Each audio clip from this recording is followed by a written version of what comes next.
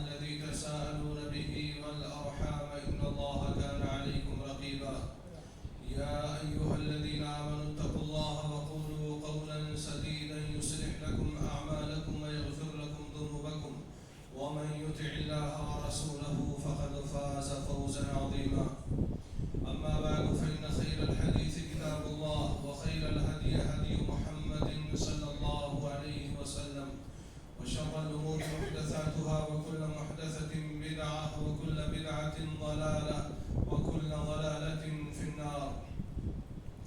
أعوذ بالله من الشيطان الرجيم. بسم الله الرحمن الرحيم.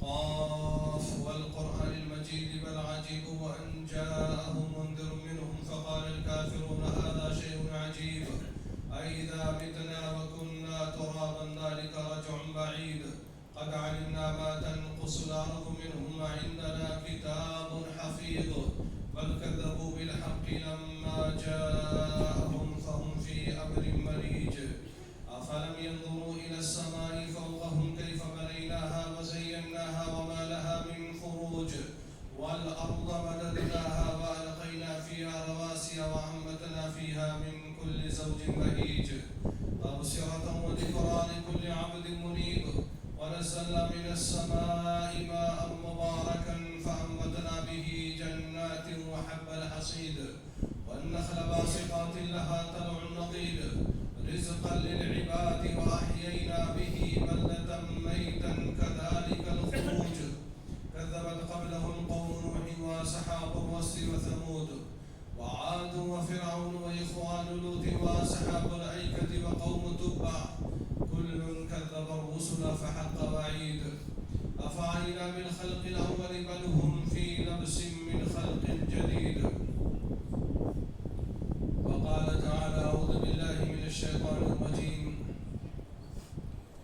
يا أيها الذين آمنوا قوا أنفسكم وأهليكم نارا وقودها الناس والحجارة. اسلامی بھائیوں، ہمیں اللہ تعالیٰ کی ہر حال میں عبادت،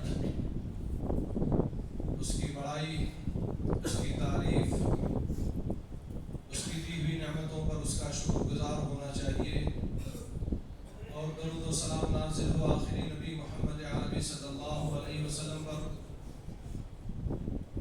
جن کو اللہ تعالیٰ نے ہم تمام لوگوں کی ہدایت کا ذریعہ بنایا اور اللہ تعالیٰ راضی اور خوش ہو ان صحابہ سے جنہوں نے آپ صلی اللہ علیہ وسلم کی زندگی میں اور آپ کی زندگی کے بعد اس دین کی تبلیغ کا بیڑا اٹھایا.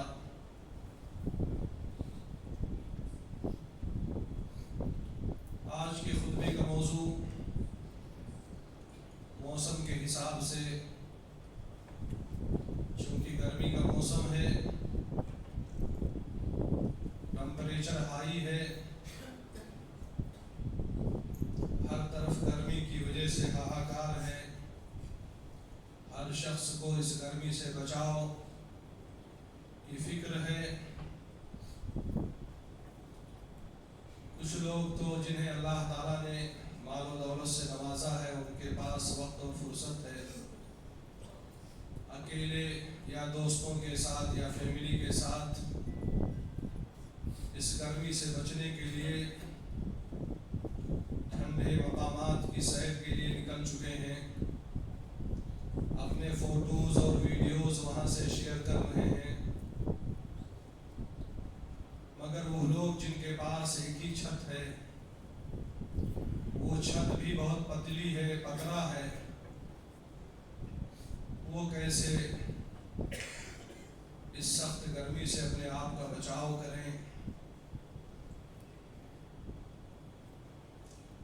اس سے پتہ یہ چلتا ہے کہ چاہے امیر ہو یا غریب، ہر شخص کے لیے یہ گرمی تکلیف دہ ہے، اور جیسے جیسے اس کا ٹمپریچر بڑھتا جائے گا، انسان کی باڈی کی جو کیپیسٹی ہے، برداشت کرنے کی جو صلاحیت ہے، وہ جواب دے جاتی ہے. مجبوراً آدمی ہاسپٹل میں ایڈمٹ ہو جاتا ہے بیمار ہو کر کے. اس موضوع کا خیال دراصل گزرے ہوئے اتوار کے دن سے ہوا جب مجھے خود اس گرمی کا احساس ہوا۔ سامان خریدنے کے لیے بائک کو روڈ پر کھڑا کیا، مارکیٹ کے اندر گیا، جب باہر نکلا تو دیکھا بائک کی سیٹ آگ کی طرح دہک رہی ہے، اوپر سے سورج کی گرمی جسم کو گرم کر رہی ہے، زبان سے بے ساختہ برجستہ یہی جملہ نکلا، اللہم انی اعوذ بک من النار، اے اللہ میں تیرے ذریعے جہنم کی آگ سے پناہ چاہتا ہوں۔ اور پیارے نبی جناب محمد عربی صلی اللہ علیہ وسلم کی بہت ساری حدیثیں جو ہم پڑھتے رہتے ہیں، سنتے رہتے ہیں، وہ یکے بعد دیگرے یاد آنے لگیں، تو میں نے مناسب سمجھا اس گرمی کے ذریعے ایک اور گرمی کی آپ کو یاد دلاتا چلوں۔ لوگ ٹھنڈے مقامات کی سیر کر رہے ہیں جسمانی اعتبار سے، فزیکلی، تو ہم لوگ کیوں نہ ایسی ایک گرم جگہ کی سیر کر لیں، جسمانی طور پر ہی صحیح۔ اللہ نہ کرے کہ وہ ہمارا ٹھکانہ ہو، اللہ نہ کرے کہ ہم اور آپ وہاں پہنچیں، اور یہ اسی لیے چھیڑا جاتا ہے، اس کا ذکر اسی لیے اس کو بیان کیا جاتا ہے کہ آدمی ابھی سے اس گرم جگہ سے بچنے کا بندوبست کر لے، اس لیے کہ اس کے بارے میں قرآن و حدیث میں جو بیانات ہیں، جو معلومات دی گئی ہیں، وہ بہت ہی خطرناک ہیں، بہت ہی خطرناک ہیں۔ اللہ تعالیٰ نے جہاں بھی اس کا ذکر کیا ہے بڑے ہی بھیانک انداز سے کیا ہے۔ اللہ تعالیٰ نے قرآن مجید میں ارشاد فرمایا، فَالَّذِينَ كَفَرُوا قُطِّعَتْ لَهُمْ ثِيَابٌ مِّن نَّارٍ يُصَبُّ مِّن فَوْقِ رُؤُوسِهِمُ الْحَمِيمُ، کہ جن لوگوں نے اللہ تعالیٰ کی ربوبیت کا، اس کی الوہیت کا، اس کے اسماء و صفات کا انکار کیا ہے، ان کے لیے جہنم کی آگ کا لباس تیار کیا جائے گا۔ قُطِّعَتْ لَهُمْ ثِيَابٌ مِّن نَّارٍ، جہنم کا لباس پہنایا جائے گا، یُصْحَرُ بِهِ مَا فِي بُطُونِهِمْ وَالْجُلُودُ، اس کپڑے کو پہننے کے بعد ان کے پیٹ میں، ان کے جسم کے اندر جو کچھ رہے گا وہ سب باہر آ جائے گا، جل کر کے، پگھل کر کے، اور ان کے چمڑے بھی خاکستر ہو جائیں گے۔ اللہ رب العالمین نے اسی طرح قرآن مجید کی دوسری آیتوں میں پھر فرمایا، اِنَّا أَعْتَدْنَا لِلْكَافِرِينَ نَارَ جَهَنَّمَ، ہم نے اللہ تعالیٰ کا انکار کرنے والوں کے لیے، کفر و شرک کرنے والوں کے لیے، گنہگاروں کے لیے جہنم کی آگ کو تیار کر کے رکھا ہے۔ تو میرے بھائیوں، یہ جو گرمی ہے جسے ہم اور آپ جھیل رہے ہیں، یہ جب حد سے زیادہ بڑھ جاتی ہے، اس کا ٹمپریچر جب بڑھ جاتا ہے تو یہ انسان کی باڈی اس کو برداشت نہیں کر پاتی ہے۔ پیارے نبی جناب محمد عربی صلی اللہ علیہ وسلم جہنم کی گرمی کا ذکر کرتے ہوئے ایک حدیث کے اندر ارشاد فرماتے ہیں، نارکم هذه الذی یوقد ابن آدم جزء من 70 جزءا من حر جہنم، اے لوگوں، تمہارے دنیا کی جو یہ آگ ہے، تمہارے دنیا کی جو یہ گرمی ہے، آگ کا ذکر ہے، گرمی کو سائڈ میں رکھیے، تمہارے دنیا کی جو یہ آگ ہے جسے انسان اپنی ضرورت کے تحت جلاتا ہے، کھانا پکانے کے لیے، لوہا گلانے کے لیے، اسٹیل، تانبا، پیتل، المونیم کو پگھلانے کے لیے، جانتے ہو یہ آگ جس کے ذریعے دنیا میں لوگ اپنی ضرورت کے لیے اس کو جلاتے ہیں، یہ جہنم کی گرمی کے 70 حصوں میں سے صرف ایک حصہ ہے۔ جہنم کی گرمی کے 70 حصوں میں سے صرف ایک حصہ ہے۔ صحابہ کرام نے کہا، اللہ کے نبی، انہا لکافیۃ، یہ تو دنیا ہی کی آگ، دنیا کے لوگوں کو جلانے کے لیے کافی ہے۔ تو آپ صلی اللہ علیہ وسلم نے فرمایا، مگر جہنم کی آگ دنیا کی آگ کے مقابل میں 69% زیادہ ہے، اور ہر پرسنٹ، ہر حصہ آگ کا جو ہے ایک دوسرے کی طرح گرمی کے اندر ہے۔ یہ نہیں ہے کہ کسی کا ٹمپریچر کم اور زیادہ ہے. 70 حصے جو جہنم کی گرمی کے ہیں وہ سب گرمی میں ایک دوسرے کی طرح ایکول ہیں، یعنی ان کی گرمی سیم ہے. میرے بھائی، یہ کس نے فرمایا؟ پیارے نبی جناب محمد عربی صلی اللہ علیہ وسلم نے. اللہ کے نبی صلی اللہ علیہ وسلم نے ایک مرتبہ جہنم کی آگ کی گرمی کا ذکر کرتے ہوئے ارشاد فرمایا کہ ایک شخص جہنمی ہوگا اپنے اعمال کے حساب سے، لیکن دنیا کا سب سے بڑا مالدار آدمی، سب سے زیادہ خوشحال آدمی، بلکہ روایتوں میں آتا ہے بِأَنْعَمِ أَهْلِ الدُّنْيَا، دنیا بھر کے لوگوں میں سب سے زیادہ نعمتوں میں پلنے والا، اس سے زیادہ نعمت دنیا میں کسی اعتبار سے کسی کے پاس تھی نہیں. اس کو اللہ تعالیٰ قیامت کے دن لائے گا، فَيُسْبَقُ فِي النَّارِ سَبْغَةً، ایک مرتبہ اس کو جہنم میں اللہ تعالیٰ ڈبکی لگائے گا، اور اس کے بعد اللہ تعالیٰ اس سے پوچھے گا هَلْ رَأَيْتَ خَيْرًا قَطُّ، میرے بندے تو نے کبھی اپنی زندگی میں بھلائی دیکھی ہے؟ هَلْ مَرَّ بِكَ نَعِيمٌ قَطُّ، کبھی کسی نعمت کا تیری زندگی میں کبھی گزر ہوا ہے؟ تو وہ بندہ ایک بار جہنم کے اندر ڈبکی لگانے کے بعد کہے گا نہیں اللہ، میں تو ہمیشہ سے پریشان حال ہوں، میں تو ہمیشہ سے اسی طریقے سے تکلیف اور دکھ میں. کون کہتا ہے کہ میں خیر اور بھلائی میں تھا؟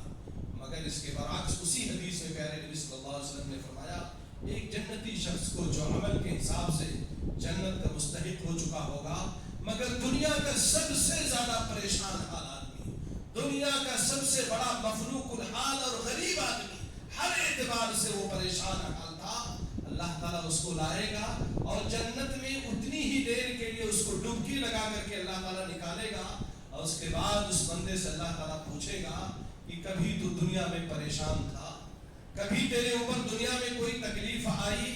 تو بندہ کہے گا نہیں اللہ، کون کہتا ہے میں تکلیف میں تھا، کون کہتا ہے کہ میں پریشانی میں تھا، میں تو ہمیشہ سے خوشی کی زندگی گزار رہا ہوں، ہمیشہ سے نعمتوں کے اندر میں پلا ہوں.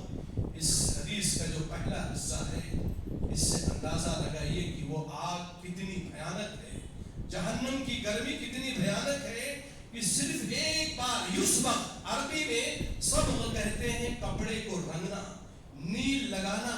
نیل لگانے کے لیے آدمی بہت دیر تک کپڑے میں نہیں ڈالتا ہے اور اس کو ایک بار ڈال کر کے تھوڑی دیر میں نکال لیتا ہے. اتنی دیر کے لیے دنیا کے سب سے زیادہ خوشحال آدمی کو اللہ تعالیٰ جہنم کی آگ میں ڈالنے کے بعد نکالے گا تو دنیا کی ساری نعمتیں وہ بھول جائے گا. پیارے نبی جناب محمد عربی صلی اللہ علیہ وسلم اسی طرح ایک حدیث کے اندر ارشاد فرماتے ہیں کہ اللہ رب العالمین ایک شخص کو سب سے ہلکا عذاب دے گا. سب سے ہلکا عذاب دینے کے بعد آگ میں ڈالنے کے بعد اللہ تعالیٰ اس سے پوچھے گا کیسے تمہارا ٹھکانہ ہے؟ تو کہے گا شر و مضجعی، اے اللہ سب سے زیادہ تکلیف میں میں، سب سے برا ٹھکانہ میرا ہے. اللہ رب العالمین کہے گا کہ کیا اگر تیرے پاس اس وقت دنیا اس کی پوری دولت ہو اور بعض روایتوں میں آتا ہے کہ زمین کے برابر تیرے پاس سونے ہو تو کیا تو چاہے گا کہ اس آگ سے نجات پانے کے لیے وہ ساری دولت تو فدا کر دے، فدیے کے طور پر دے دے؟ تو کہے گا ہاں اللہ، اگر میرے پاس اس وقت پوری دنیا کی دولت ہو تو سب کچھ اٹھا کر کے دے دوں گا، مگر اس جگہ سے میں نکلنے کی کوشش کروں گا. تو اللہ تعالیٰ کہے گا لقد اردت منک اهون من هذا، تو جھوٹ بولتا ہے، میں نے تجھ سے اس سے ہلکی چیز طلب کیا تھا، اس سے معمولی چیز طلب کیا تھا، اور وہ بھی اس وقت جب تو آدم کی پیٹھ میں تھا. اس سے پہلے توحید کے بیان میں یہ بات ذکر ہو چکی ہے کہ جتنے انسان ہیں، چاہے ہندو ہو، چاہے مسلمان ہو، چاہے سکھ ہو یا عیسائی ہو، اللہ تعالیٰ نے سب انسانوں کو آدم علیہ السلام کی پشت سے نکال کر کے اس بات کا عہد و پیمان کیا تھا کہ تم لوگ دنیا میں جانے کے بعد میری ذات کے ساتھ شرک نہیں کرو گے. اسی چیز کو اللہ تعالیٰ یاد دلائے گا کہ میں نے تو تم لوگوں سے اس سے آسان چیز طلب کی تھی، یہ تھی کہ میری ذات کے ساتھ شرک نہیں کرو گے، اور جب شرک نہیں کرو گے تو تم کو میں جہنم میں بھی داخل نہیں کروں گا. لیکن تم لوگوں نے میری ذات کے ساتھ شرک کیا ہے. یہ سب سے ہلکا عذاب پانے والا آدمی ہوگا جو کہے گا کہ میں پوری دنیا کی دولت اس وقت اگر میرے پاس ہو تو دے کر کے میں اس ٹھکانے سے بچنا چاہتا ہوں.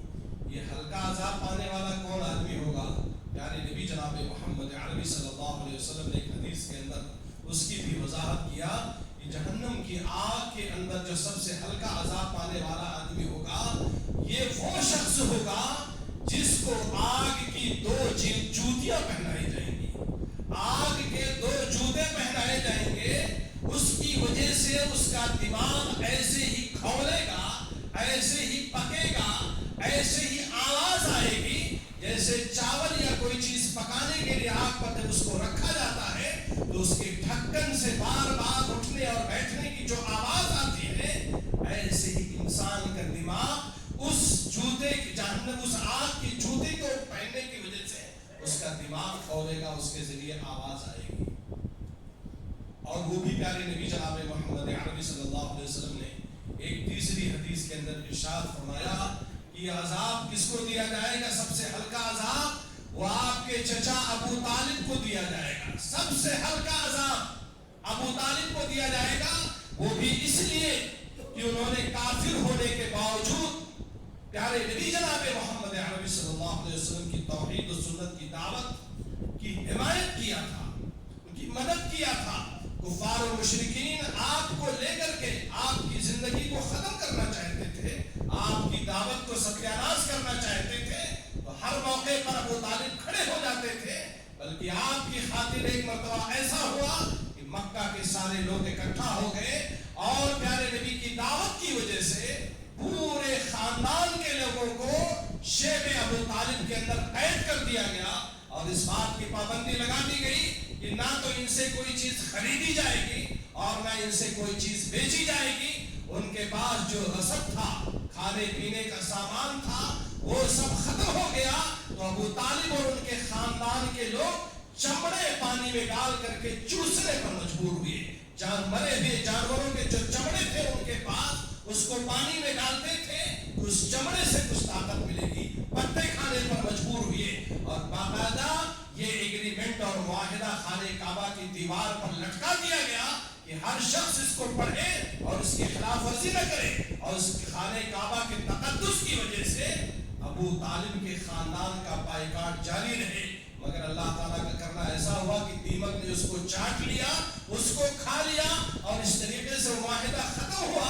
ابو طالب نے جو اس طریقے سے آپ صلی اللہ علیہ وسلم کی مدد کیا تھا, اس وجہ سے ان کو سب سے ہلکا عذاب دیا جائے گا. ان کو آگ کی 2 جوتیاں پہنائی جائیں گی جس سے ان کا سر کھولے گا, بالکل ایسے ہی جیسے برتن میں ڈالا ہوا پانی پکنے والا چاول یا دال کھولتا ہے اور اس کے ذریعے آواز آتی ہے. جی ہاں, اس گرمی کے ذریعے ہمیں اس گرمی کو یاد ہونا چاہیے. اب بات جب ذکر آئی ہے جہنم کی گرمی کی تو مزید اس کی تفصیل کو ہم آپ جان لیں. یہ ٹھکانہ ہے کیسا؟ اس لیے کہ میں دیکھتا ہوں خود اپنے بچے بھی, اللہ تعالیٰ سب کو ہدایت دے, جس طرح کی ہمارے گھروں میں لاپرواہیاں ہیں, بے توجہی ہے, دین سے دوری ہے, مسجدوں سے ناتعلقی ہے, اس سے تو یہ نہیں اندازہ لگتا ہے کہ ہمیں اور آپ کو یا ہماری فیملی کو جہنم کی آگ سے بچنے کی کوئی فکر ہے. جس طریقے سے دیکھتا ہوں ہمارے بچے نیچے گرمی میں فٹ بال کھیلتے ہیں, کرکٹ کھیلتے ہیں, سائیکل چلاتے ہیں, پسینے میں ڈوبتے ہیں, حال میں پہنچنے کے بعد سب سے پہلے ان کی نگاہ جو ہے وہ اے سی پر جاتی ہے. باہر کی گرمی میں کھیلتے ہیں لیکن جب اندر پہنچتے ہیں تو برداشت نہیں ہوتا, اے سی چالو کر لیتے ہیں. یہاں اے سی چالو کر لیتے ہیں نا. ہم لوگ گمراہ سے نکلتے ہیں آفس کے لیے, کبھی لیٹ ہو جاتا ہے, 12-1 بج جاتا ہے, تو جو ٹرین کا پنکھا ہے نا اس سے بھی آگ نکلتی ہے, دہکتی ہوئی آگ. لیکن یہ سوچ کر کے برداشت کر لیتے ہیں کہ ابھی آفس میں پہنچیں گے, 5-10 منٹ پنکھے یا اے سی کے نیچے بیٹھیں گے تو یہ ساری گرمی انشاءاللہ دور ہو جائے گی. لیکن یہ جس آگ کا ذکر ہو رہا ہے نا, یہ پرماننٹ آگ ہے. اس کی کیپیسٹی کا بھی ذکر ہے, اس کی لمبائی اور چوڑائی کا بھی ذکر ہے, اس کی گہرائی اور گہرائی کا بھی ذکر ہے. پیارے نبی جناب محمد عربی صلی اللہ علیہ وسلم صحابہ کرام کی مجلس میں بیٹھے ہوئے ہیں, ایک زوردار دھماکے کی آواز آتی ہے, سب لوگ سنتے ہیں. پیارے نبی جناب محمد عربی صلی اللہ علیہ وسلم پوچھتے ہیں جانتے ہو یہ آواز کون سی ہے؟ صحابہ کرام کہتے ہیں اللہ اس کے رسول زیادہ جانتے ہیں, یعنی ہمیں اس کا علم نہیں ہے. پیارے نبی صلی اللہ علیہ وسلم ارشاد فرماتے ہیں ھذا حجر رمی به قبل 70 خریفا, یہ ایک پتھر ہے, یہ ایک چھوٹا سا پتھر ہے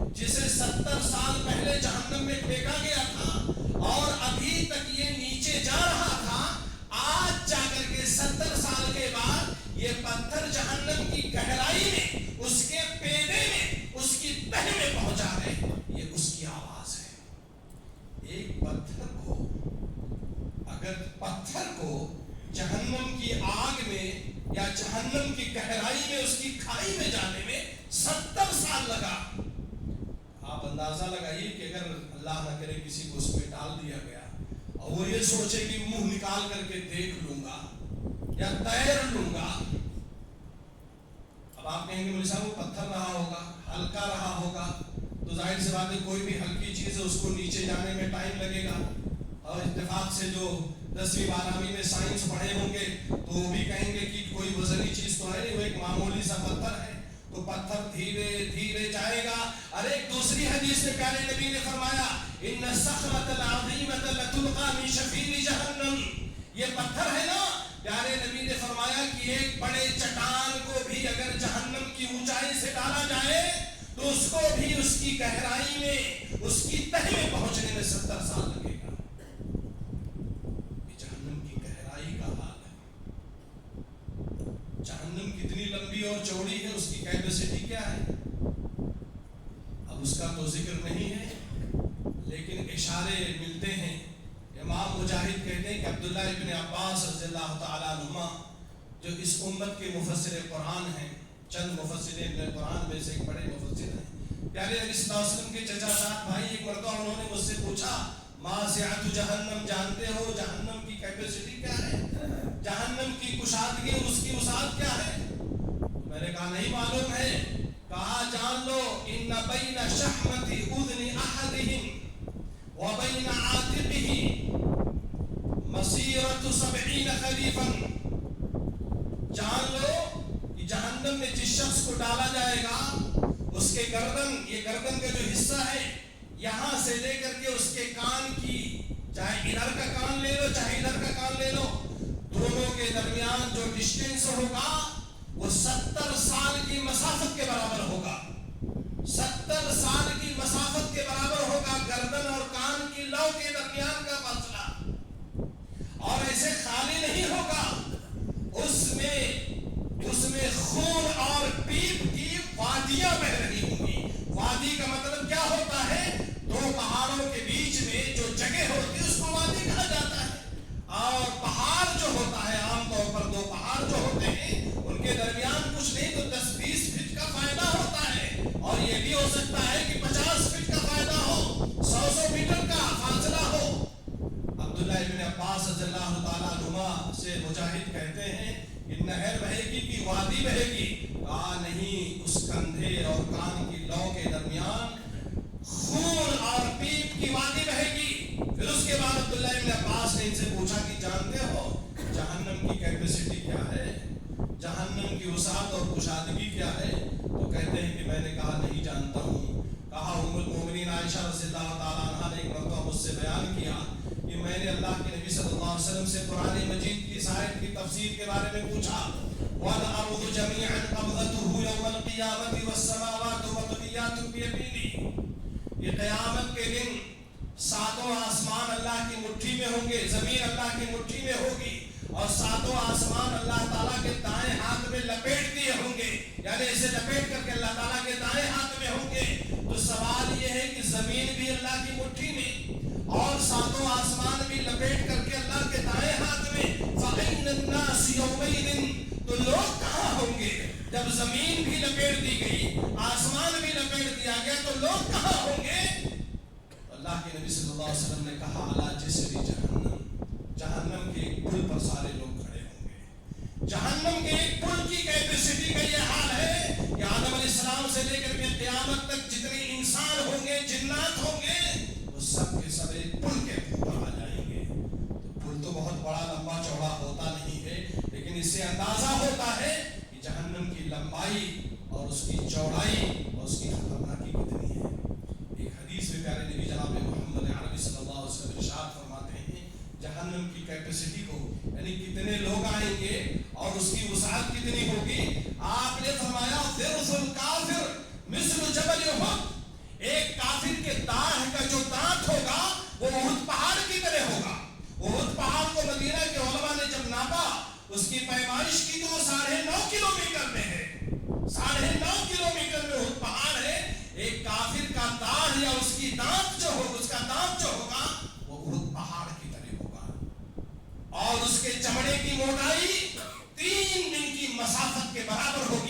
یعنی 3 دن چلنے کے بعد ایک آدمی جتنی دوری پر جا سکتا ہے، جتنے کلومیٹر، اتنا موٹا اس کی چمڑے کی موٹائی ہو چکی ہوگی.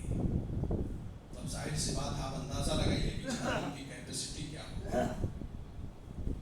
یعنی نبی جناب محمد عربی صلی اللہ علیہ وسلم کی حدیثوں کو پڑھنے سے اندازہ لگتا ہے کہ جہنم کو اور جنت کو پیارے نبی صلی اللہ علیہ وسلم نے بہت تفصیل کے ساتھ بیان کیا ہے.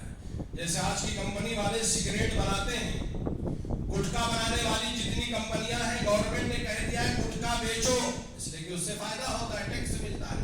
سگریٹ بیچو، بھلے اس سے نقصان ہے لیکن ٹیکس ملتا ہے. لیکن بتا کر کے بیچو کہ سگریٹ پینے کی وجہ سے کینسر ہوتا ہے، گٹکا کھانے کی وجہ سے دانت اور منہ کا کینسر ہوتا ہے، اور ہو چکا ہے، لوگ مر چکے ہیں، آپریشن کروا چکے ہیں. اور یہاں تک گورنمنٹ نے خیر خواہی کیا ہے کہ کینسر ہونے کے بعد منہ کی جو شکل ہوتی ہے، انسان کے چہرے کی جو شکل ہوتی ہے، ایک چھوٹا سا فوٹو بھی اس کے اوپر چپکا دیا ہے کہ کم سے کم کھانے سے پہلے لوگوں کو اندازہ ہو جائے اس کا نقصان کیا ہے، اس کا سائیڈ ایفیکٹ کیا ہے، اور کل کے دن کوئی کورٹ اور کچہری میں نہ جا سکے. اس کمپنی والے نے بتایا نہیں مجھے کہ سگریٹ پینے سے کینسر ہوتا ہے، گٹکا کھانے سے کینسر ہوتا ہے، شراب پینے سے کینسر ہوتا ہے. یہ سارا عذر ختم ہو چکا ہے. اللہ تعالیٰ نے بھی یہ سارا عذر ختم کر دیا ہے. جہنم کو بھی بڑے ڈیٹیل اور تفصیل کے ساتھ اللہ رب العالمین نے بیان کیا ہے. پیارے نبی جناب محمد عربی صلی اللہ علیہ وسلم کہتے ہیں کہ جہنم کے 7 دروازے ہوں گے، جہنم کے 7 دروازے ہوں گے اور جنت کے 8 دروازے ہوں گے. اور جہنم کو باقاعدہ لایا جائے گا گھسیٹ کر کے، اور اس کو لانے کے لیے، اس کو گھسیٹنے کے لیے، اس کو کھینچنے کے لیے باقاعدہ اس میں 70,000 لگام ہوں گے، لگام ہوں گے، یعنی کھینچنے کے لیے اس میں رسیاں ہوں گی. اور ایک لگام کے ساتھ کتنے فرشتے ہوں گے؟ 70,000 فرشتے ہوں گے. ایک لگام کو پکڑنے کے لیے، ایک لگام کو کھینچنے کے لیے اتنا موٹا یا اتنا بھاری بھرکم ہوگا وہ لگام کہ ایک لگام کو پکڑنے اور کھینچنے کے لیے 70,000 فرشتے ہوں گے. ایک فرشتے کی طاقت یہ ہے کہ اگر وہ اللہ تعالیٰ کا حکم ہو جائے تو پورے بمبئی، پورے مہاراشٹر نہیں، پوری دنیا کو آسمان کی طرف اٹھائے اور لے جا کر کے الٹا پٹک دے. اور جتنے گنہگار ہیں، ہو سکتا ہے اس میں نیکوکار بھی ہو، اس لیے کہ پیارے نبی نے فرمایا کہ ایسا بھی عذاب آ سکتا ہے کہ نیک لوگ بھی مریں گے. یہ اور بات ہے کہ نیک لوگ جنت میں چلے جائیں گے، لیکن جو گنہگار ہوں گے ان کو دنیا ہی میں پٹکی مار دی جائے گی. ایک فرشتے کی یہ صلاحیت اور یہ کیپیسٹی ہے کہ اللہ تعالیٰ کے حکم سے اس نے قوم لوط کی بستی کو اٹھایا اور آسمان پر لے جا کر کے پٹک دیا. اور پٹکنے کے بعد وہ زمین ہمیشہ کے لیے گڑھا بن گئی، تالاب بن گئی. اس کا نام بحر مردار ہے. آپ جارڈن میں جا کر کے اس کی زیارت کر سکتے ہیں. قوم لوط کے لوگ چونکہ گناہ کا کام کرتے تھے، لوط کی بیماری کے اندر مبتلا تھے، اللہ رب العالمین نے ان کو یہ عذاب دیا. تو آپ یہ نہ سوچیں کہ فرشتوں کی کیپیسٹی کیا ہوگی، فرشتوں کی طاقت و قوت کیا ہوگی. ایک ایک فرشتے کی طاقت کا آپ کو اندازہ نہیں ہے، مگر جہنم اتنی بڑی ہے، اتنی بھیانک ہے، اس کی لمبائی چوڑائی اتنی ہے کہ اس کو لانے کے لیے 70,000 لگام ہوں گے اور ہر لگام کے ساتھ 70,000 فرشتے ہوں گے. جی ہاں، یہ اس کی کیپیسٹی ہوئی، اس کی لمبائی اور چوڑائی ہوئی. اور اس میں لوگوں کو عذاب دیا جائے گا، اسی میں لوگوں کو عذاب دیا جائے گا، اسی میں لوگوں کو ڈالا جائے گا. اسی لیے پیارے نبی جناب محمد عربی صلی اللہ علیہ وسلم نے ایک حدیث کے اندر ارشاد فرمایا کہ عذاب کی بہت ساری شکلیں ہیں. اس میں سانپ بھی ہوں گے، بڑے بڑے سانپ ہوں گے، بڑے بڑے بچھو ہوں گے جو ڈنک ماریں گے. اب آپ سوچو کہ اگر سانپوں کی بستی ہو، یا جہاں پر بچھو ہو، یا جہاں پر خالی شیر ہو، خوفار شیر ہو، یا جہاں پر صرف اور صرف ہاتھی جیسے جانور ہو جو پالتو جانور ہیں، آپ ان کے بیچ میں کتنے دن رہو گے؟ بڑے بڑے سانپ، مطلب وہ الفاظ ہیں حدیث کے، میں اس کو ذکر نہیں کر سکتا کہ ان سانپوں کا منہ کتنا بڑا ہوگا، ان کا زہر کتنا خطرناک ہوگا. ایک حدیث میں پیارے نبی صلی اللہ علیہ وسلم فرما رہے ہیں کہ جہنم میں اس طرح بھی آدمی کو عذاب دیا جائے گا کہ गर्म पानी को उसके सर पर डाला जाएगा, वो गर्म पानी उसके सर से उसके जिस्म में दाखिल होगा और उसके पेट में जितना कुछ है, मैदा, आंत, पुजड़ी, जो कुछ है, उसको गलाते हुए, उसको पिघलाते हुए और उसके बाद उसके पैर को चीरते हुए वो गर्म पानी निकल जाएगा। इस तरीके से लगातार और कंटिन्यू अज़ाब दिया जाएगा। यानी नबी जनाब मोहम्मद अरबी सल्लल्लाहु अलैहि वसल्लम ने फरमाया कि अमल के हिसाब से काफिरों में भी कैटेगरी होगी। कुछ तो बड़े ही बदमाश होते हैं, सिर्फ कुफ्र ही नहीं करते हैं बल्कि अल्लाह ताला के ऊपर ईमान लाने वाले बंदों को मारते भी हैं, उनके ऊपर जुल्म भी करते हैं, तो उनका गुनाह कुछ और होगा। कुछ काफिर ऐसे भी हैं जो सिर्फ कुफ्र नहीं करते हैं बल्कि कुफ्र की दावत भी देते हैं। इसीलिए प्यारे नबी जनाब मोहम्मद अरबी सल्लल्लाहु अलैहि वसल्लम ने फरमाया कि जहन्नम में अजाब की भी कैफियत अलग अलग होगी। कुछ लोग ऐसे होंगे जो जहन्नम की आग में अपने टखने तक होंगे, कुछ लोग होंगे जो घुटने तक होंगे, कुछ लोग होंगे जो जहन्नम में अपने कमर तक होंगे, कुछ लोग ऐसे होंगे जो जहन्नम में अपनी कमर अपने अपने अपने गर्दन तक होंगे। इस तरीके से अमल के हिसाब से लोगों को जहन्नम की आग में अज़ाब दिया जाएगा। प्यारे नबी जनाब मोहम्मद अरबी सल्लल्लाहु अलैहि वसल्लम ने एक हदीस के अंदर इरशाद फरमाया कि एक ऐसे शख्स को लाया जाएगा क़यामत के दिन, उसको जहन्नम के दिन लाया जाएगा तो उसके पेट की जो ओझड़ी होगी वो लटक रही होगी, उसके पेट से बाहर होगी, लटक रही होगी, यानी पेट के अंदर का जो माल है ना वो सब बाहर आ चुका होगा और उसको लेकर के वो जहन्नम में ऐसे ही चलेगा जैसे गदहा होता है, तेल पेरने वाली जो मशीन होती है, वो कोल्हू का बैल जो होता है उसकी तरह वो उसमें चलेगा, घूमेगा। तो जहन्नमी कहेंगे भाई आप तो बड़ा अच्छा खुतबा देते थे, आप तो हम लोगों को नमाज की बड़ी अच्छी नसीहत करते थे, आप तो हम लोगों को जहन्नम से डराते थे, आप तो नमाज के लिए बुलाते थे, आप तो शिर्क बिदअत से रोकते थे, ये आप कहाँ हमारे दरमियान।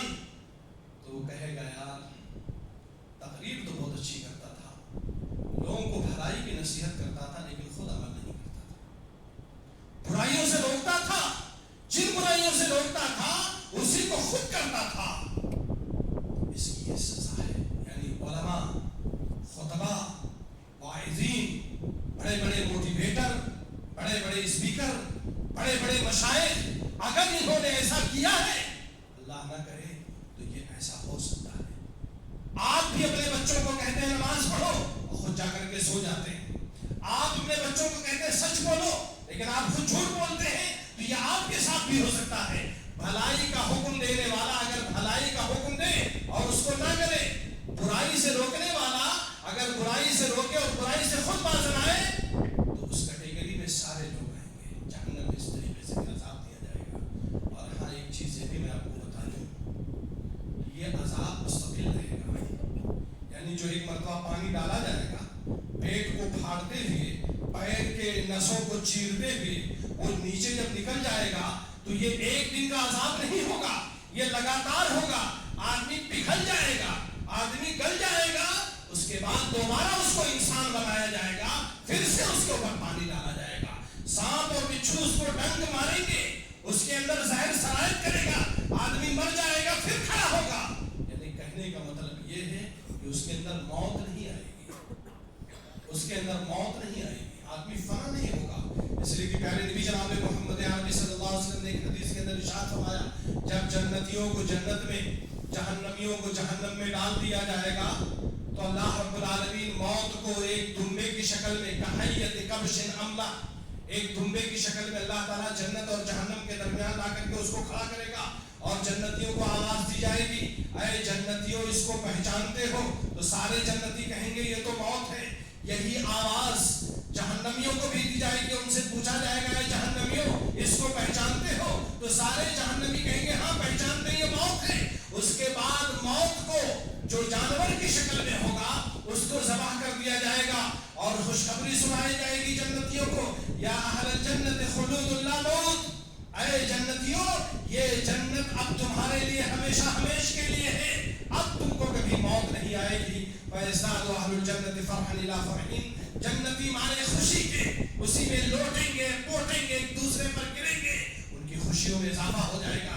इसलिए कि उनको ये थोड़ी ना पता था ये ठंडी जगह, ये आरामदेह जगह, ये नेमतों वाली जगह परमानेंट है, लेकिन اللہ تعالیٰ موت کو ذبح کرنے کے بعد ایک اعلان سنائے گا کہ اے جنتیوں یہ جنت ہمیشہ ہمیشہ کے لیے ہے، تو جنتیوں کی خوشی دوبارہ ہو جائے گی. اور یہی نیوز، یہی اعلان جب جہنمیوں سے کیا جائے گا کہ اے جہنمیوں یہ جہنم اب تمہارے لیے ہمیشہ ہمیشہ کے لیے ہے، اب تم کو کبھی موت نہیں آئے گی. فَيَزْدَادُ أَهْلُ النَّارِ فَرْحًا حُزْنًا إِلَىٰ حُزْنِهِمْ، تو وہ جہنمی مارے غم کے، مارے ٹینشن کے گر پڑیں گے، بے ہوش ہو جائیں گے، ان کا غم بڑھ جائے گا. کہنے کا مطلب یہ ہے کہ موت کو ذبح کرنے کے بعد اب کسی کو نہ تو جنت میں موت آئے گی نہ جہنم کے اندر موت آئے گی. اسی لیے پیارے نبی جناب محمد عربی صلی اللہ علیہ وسلم نے فرمایا اے لوگوں کم از کم 24 گھنٹے میں 7 مرتبہ جہنم کی آگ سے پناہ طلب کرو. اے لوگوں جہنم کی آگ سے پناہ طلب کرو. اور یہ بھی آپ نے فرمایا کہ جو شخص کسی دن ایک دن میں 7 مرتبہ اللہ تعالیٰ سے کہتا ہے اللہم اجرنی من النار اللہم انی اعوذ بک من النار، تو جہنم خود کہتی ہے اللہ اس کو بچا لے، اے اللہ یہ مجھ سے پناہ طلب کر رہا ہے تو اس کو تو پناہ دے دے. پیارے نبی جناب محمد عربی صلی اللہ علیہ وسلم جن کے اگلے اور پچھلے گناہ معاف کیے جا چکے تھے، آپ صلی اللہ علیہ وسلم ڈیلی اللہ تعالیٰ سے جہنم کی آگ سے پناہ طلب کرتے تھے. اسی لیے آپ کی پسندیدہ دعاؤں میں، جامع دعاؤں میں اور محبوب دعاؤں میں دعا تھی اللہم انی اسألک جنت الفردوس وما قرب الیہا من قول او عمل واعوذ بک من النار وما قرب الیہا من قول او عمل. اے اللہ میں تجھ سے جنت الفردوس کا اور جنت الفردوس تک پہنچانے والی جتنی باتیں ہیں، جتنے عمل ہیں، ان سب کا سوال کرتا ہوں. اور اللہ تیرے ذریعے جہنم کی آگ سے اور ان تمام اعمال سے، ان تمام اقوال سے پناہ چاہتا ہوں جو جہنم میں مجھے داخل کر سکیں. اللہ میں جہنم سے پناہ چاہتا ہوں. میرے بھائیوں اسی لیے میں نے قرآن مجید کی آیت پڑھی جس میں اللہ تعالیٰ نے فرمایا یا ایھا الذین آمنوا قوا انفسکم واہلیکم نارا وقودھا الناس والحجارہ. اے ایمان والو ابھی اسی دنیاوی زندگی میں اپنے آپ کو، اپنے بال بچوں کو جہنم کی آگ سے بچا لو. جانتے ہو جہنم میں کون لوگ چلیں گے، اس کا ایندھن کیا ہوگا؟ وقودھا الناس والحجارہ، یہی انسان ہوں گے، یہی اس میں جلیں گے، یہی زندہ کیے جائیں گے، یہی جلائے جائیں گے. اور اسی طریقے سے پتھر ایندھن ہوگا. پتھر کی آگ بڑی بھیانک ہوتی ہے، پتھر کی آگ جلدی ٹھنڈی نہیں ہوتی ہے دنیا کے اندر، اور یہ لگاتار اس میں عذاب دیا جائے گا. اسی لیے ایک حدیث میں پیارے نبی صلی اللہ علیہ وسلم نے ارشاد فرمایا اتقوا النار اتقوا النار اتقوا النار ولو بشق تمرۃ. اے لوگوں جہنم کی آگ سے ابھی سے بچنے کا بندوبست کر لو. اجعلوا بینکم وبین النار حجابا. اے لوگوں ابھی دنیاوی زندگی میں اپنے درمیان اور جہنم کی آگ کے درمیان کوئی دیوار کھڑی کر لو. زیادہ تمہارے پاس اگر نیکی کرنے کے لیے نہیں ہے ولو بشق تمرۃ، کھجور کا ایک ٹکڑا، مکمل کھجور نہیں، کھجور کا ایک ٹکڑا ہی اللہ کے راستے میں دے کر کے جہنم کی آگ سے بچنے کا بندوبست کر لو. نماز پڑھنا بھی آسان ہے، روزہ رکھنا بھی آسان ہے، حج بیت اللہ کرنا آسان ہے، زکوٰۃ کی ادائیگی آسان ہے، قرآن کی تلاوت آسان ہے، صدقہ و خیرات کرنا آسان ہے، صلہ رحمی کرنا آسان ہے، اور اسی طریقے سے ماں باپ کی خدمت کرنا، پڑوسیوں کا خیال کرنا، یہ ساری چیزیں ابھی کر سکتے ہیں. اور ان ساری چیزوں کے ذریعے ہی جہنم کی آگ سے بچا جا سکتا ہے. اب مت یہ کہیے گا کہ اللہ اس کے رسول نے نہیں بتایا. جس طرح حکومت وقت نے گٹکے پر اور سگریٹ کے پیکٹ پر لکھ کر کے دیا ہے اس کو پینے اور کھانے کی وجہ سے کینسر ہوتا ہے، اللہ تعالیٰ نے بہت پہلے بتا دیا ہے یہ جہنم ہے، اس کی یہ کیپیسٹی ہے، اس کی یہ طاقت ہے، اس کی یہ گہرائی ہے، اور ایسے ایسے اس میں جلائے جاؤ گے اور یہ لوگ اس میں جلائے جائیں گے اور ایسے ایسے لوگوں کو تکلیف دی جائے گی. لہٰذا ابھی سے ہوشیار ہو جائیں، خبردار ہو جائیں، باخبر ہو جائیں، اویئر ہو جائیں.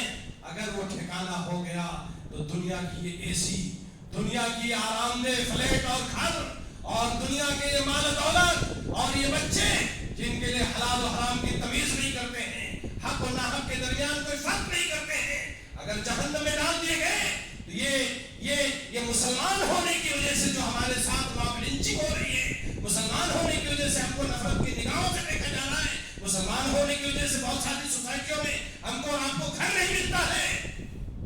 دنیا بھی مارے جا رہے ہو اور داڑھی ٹوپی رکھ کر کے، اور اس کے بعد جہنم میں بھی چلو نصیب کوئی نہیں ہوگا، ہم سے بڑا محروم کوئی نہیں ہوگا۔ اللہ رب العالمین سے دعا ہے کہ اللہ ہمیں اسی دنیاوی زندگی میں ہوش کے ناخن لینے کی توفیق عطا فرمائے۔ جس کی جو زندگی ہے ابھی سے سدھر جائے، ابھی سے جو ہے وہ اپنی گریبان میں جھانکے اور تیاری کر لے۔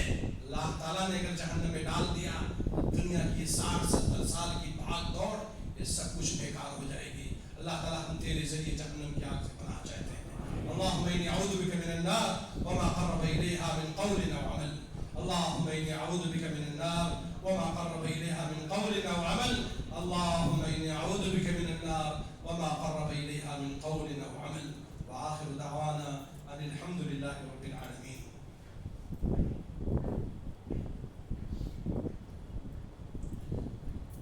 إن الحمد لله نحمده ونستعينه ونستغفره ونعوذ بالله من شرور أنفسنا ومن سيئات أعمالنا، من يهده الله فلا مضل له ومن يضلل فلا هادي له، وأشهد أن لا إله إلا الله وحده لا شريك له، وأشهد أن محمدا عبده ورسوله۔ إن الله يأمر بالعدل والإحسان وإيتاء ذي القربى وينهى عن الفحشاء والمنكر والبغي يعظكم لعلكم تذكرون۔ اذكروا الله يذكركم وادعوه يستجب لكم، ولذكر الله تعالى أعلى وأولى وأجل وأتم وأهم وأكبر۔